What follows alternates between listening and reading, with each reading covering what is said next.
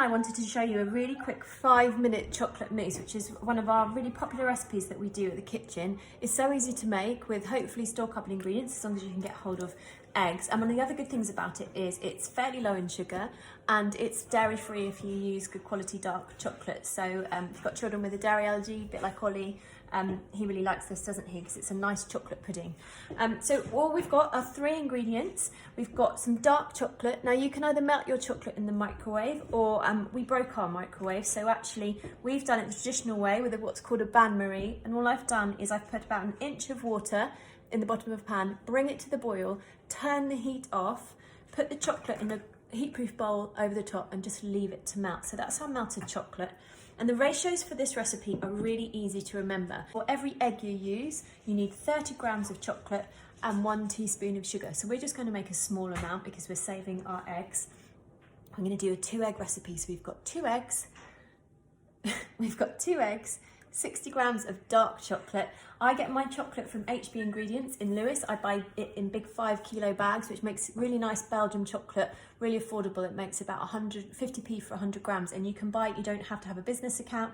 You can go and collect, and at the moment they have a deal on where it's only £6 delivery. If you want to do some chocolate for Easter, or you're a keen baker and you want to stock up your store cupboard, have a look at their website. I'll do a link. So we've got 2 eggs, 60 grams of chocolate, and 2 teaspoons of sugar. And our first job is going to be to separate our eggs. Ethan's going to show you how. So you crack it. So crack your egg. Ethan's giving his hands a really good wash. He's going to break it in half. And catch the yolk. And you can catch the yolk. And let the white just fall through your fingers. And the yolk is going to go in with our chocolate. So pop that in there for me. There's one way to separate an egg. Can we do that again? The other way to separate an egg is to break your egg, open it up, and you want to catch the yolk and move it between the 2 shells, and you'll find that the yolk, you think that's the better way because you get gooey fingers. Sometimes children find it easier to just pop it through their hands. So yolk's going to go in with the chocolate. And our whites are left in the bowl to whisk up. To our whites, we're going to add our sugar. And that's going to do 2 things. It's going to sweeten the recipe a little bit, and it's also just going to help stabilise our egg whites. Now I'm going to get Ethan to whisk up our egg whites. If you've got a recipe that requires whisking more than one thing, always whisk your whites first, because egg whites hate grease, as they need a nice clean bowl and a nice clean whisk. So always whisk your egg whites and then use your whisk on. We're going to whisk our yolks and the chocolate in a sec. So E, okay, off we go. Start slow. You're going to keep the whisk on slow just till it forms nice bubbles. Like it is now. Yeah, and then we're going to turn it up to full power. And then turn our bowl as we whisk. And Ethan's making sure that he whisks right into the corners of the bowl.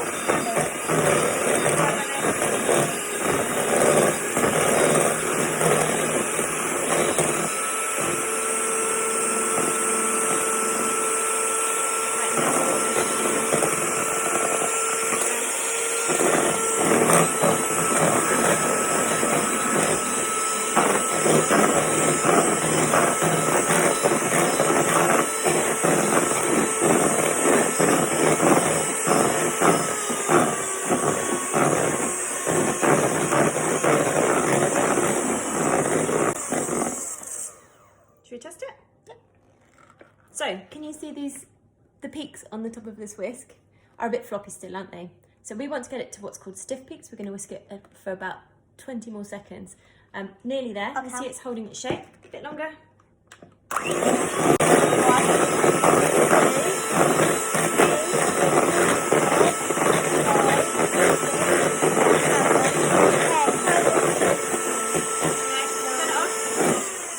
We're wrong. 10 seconds. I think we're there. There we go. Can you see now? They're nice and stiff. They're not flopping. And if we tip the bowl over, it doesn't come out. So we'll flick that off. Put it to one side. And then we don't need to wash our whisk now. We're going to whisk the egg yolk into our bowl, into our chocolate, melted chocolate. Off you go in.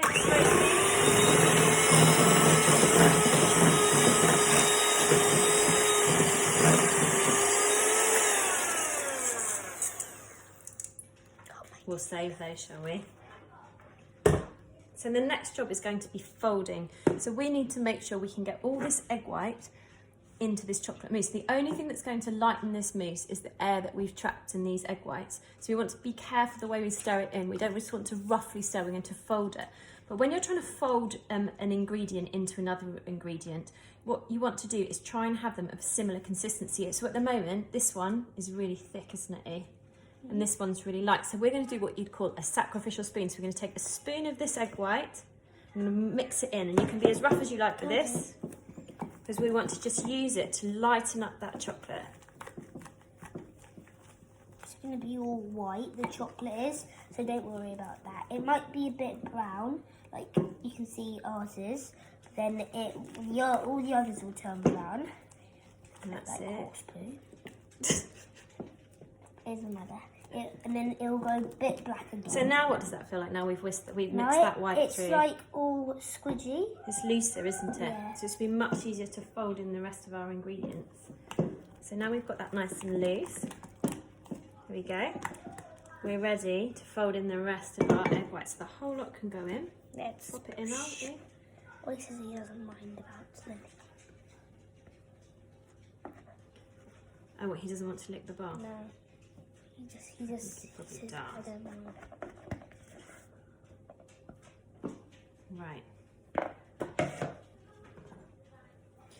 Get a spoon and we're going to slowly fold this mixture in. So we're going to come up from underneath and fold it over. We're going to do a figure of 8 and slowly, looks a bit like clouds, doesn't it? This egg white or squirty cream. And what we're going to do is keep folding it. It gently. will look all white. It does look all white, doesn't it? And what's our aim? To get it all black. To get it all brown, don't we? So we want to get all this white to turn brown, knocking out all the air. Keep going. Gently come up from underneath. That's it. Keep folding through. You can see it starting to change. So lesson we learnt the other day, we were making this on a cold day in the kitchen and we put the mixture into a cold bowl and it all went lumpy and seized. So make sure when you're doing it, you add your egg whites to a bowl that's room temperature. There we go. So look, we haven't got any. Do you know a good way to test if you've got any lumps? Just pop the side of the bowl. Like we did in scones, and if you watch our scones video. Exactly. So we're all ready. Now we've got one more job here, and that's to pop it into some glasses. So you can leave it in this bowl and just leave it to set and serve it like that. Or if you want to, you can put it into some individual glasses. What would you like to do here? Let's put it in. Let's leave it in the bowl. Should we put it into some individual glasses, then you can lick the bowl? So pop them in. You don't need loads. You can just pour it if you want. Yeah. Ramekins are good, aren't they? Because you don't need loads because it's a really, really rich dessert. It is one of them for each glass. Yeah.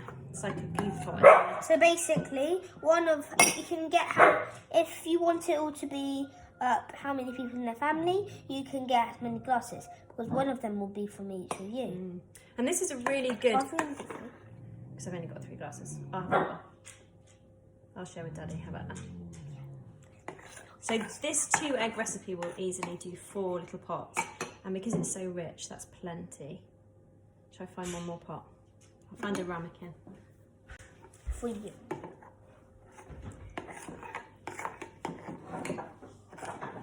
Here we go. Oh, you're going big, are you? Yep. Here we are. Why don't you put it in this one? Hang on. There we go. You can just pour the rest. I'll hold it. Here we go. Don't scrape it all, because why's that, eh? You've got to lick it at the end. You've got to lick the bowl at the end. That's part of the fun of You cooking. have to. There we go. So what we're going to do, we'll cover them over and we'll leave them into the fridge to set. They don't take long to set and they'll be all ready. This is a really good make-ahead dessert. It's popular with children and it's also popular with grown-ups. And for grown-ups, you could always add things like a shot of espresso to the chocolate when you're melting it, or some orange zest, or a bit of Cointreau or Baileys. Do you want that too? Yeah, I'll give those. You make sure you share with Ollie, please. Yeah. All of it. So there we go. Enjoy.